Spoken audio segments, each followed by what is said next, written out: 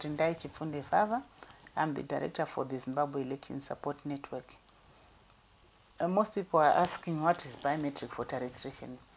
It is a technology that is used to capture biological and behavioral features of a person, and these are stored in the database mainly for the purpose of identification on polling day.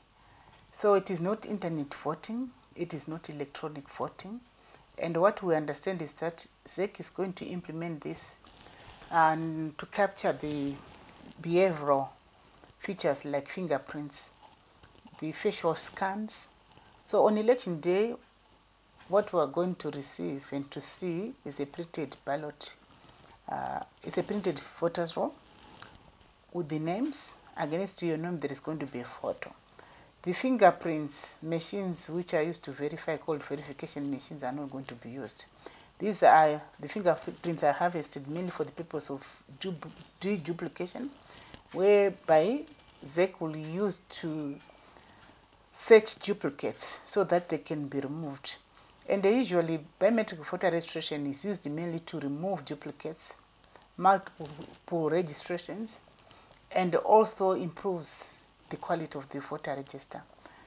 Because it is polling station based voter register, it means you can only vote once. So it assists also to remove and check against multiple people voting. Are mistaking biometric voter registration with electronic voting. Electronic voting is when you use electronic voting machines on election day. But in Zimbabwe, the biometrics are collected mainly for voter registration and for identification of the voter. What we are going to get on election day is a printed voter register or voters roll with the names and the photo appearing against the names of the voter. So it's not going to be the electronic voting where machines are going to be used. It's not going to be internet voting. So there are no machines used on election day. In some countries, they use verification machines to verify the voter. And indeed, that's what we hear when people talk about Kenya, Ghana, Nigeria, that there was power failure and machines broke down because there was the use of verification machines. In Zimbabwe, it's going to be the same, usually printed ballot papers, the same printed voters rolls. So we're not going to use machines on election day. In terms of advantages of biometric voter registration, in a context like Zimbabwe, where we disputed elections, this is an opportunity to start afresh. And the biometrics are going to differentiate the old voters roll, which was manual, without photos, the old to the new. So it's going to be helping us in terms of confidence building and the trust of stakeholders in the voters roll. It is also efficient. It is fast. As you know, there is the use of technologies in terms of capturing the voters. It also improves currency because it means it's a voter register which is started afresh. It means only live people, not dead people, will turn out to go and vote.